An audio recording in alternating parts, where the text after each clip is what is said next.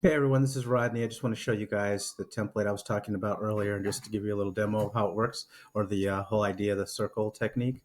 So we're going to write in a topic here. Let's say somebody says, my business is their topic. Okay. So we would just write it in there, and then why is it important to work on this topic? So I can help more people grow their incomes and have freedom. Something like that. Okay, whatever the why is for you doesn't matter what it is, except that it matters to you. And then you're going to put all the progress, all the things you've done, and put it in here. So I'm just going to put a couple things here just as examples. Maybe the person has, written an article. They might have spoken to friends about their business, which is a legitimate action.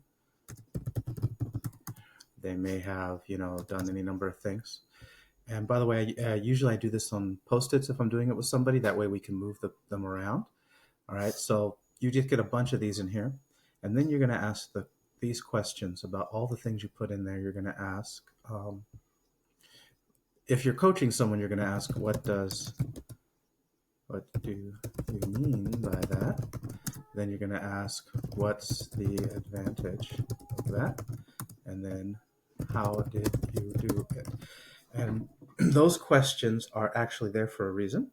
What do you mean by that? Is just to make sure it's really clear what it is. What's the advantage of that is to bring out the value, and how did you do it is to help them affirm that they created and made it happen. So it didn't just happen. They did some things.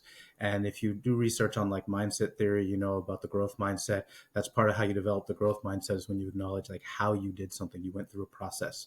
So for each thing they list there, you'll want to ask those three questions.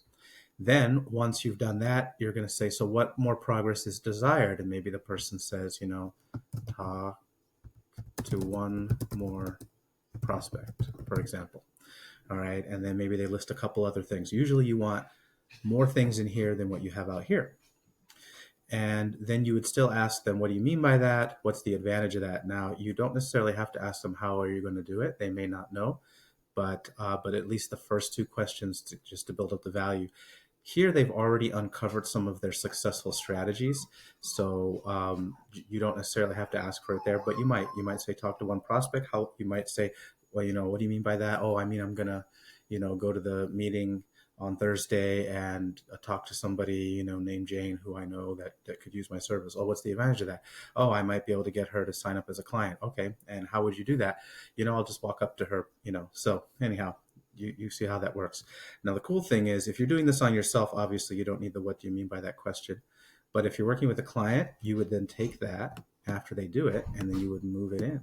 You would move that post it into the circle, and it's part of the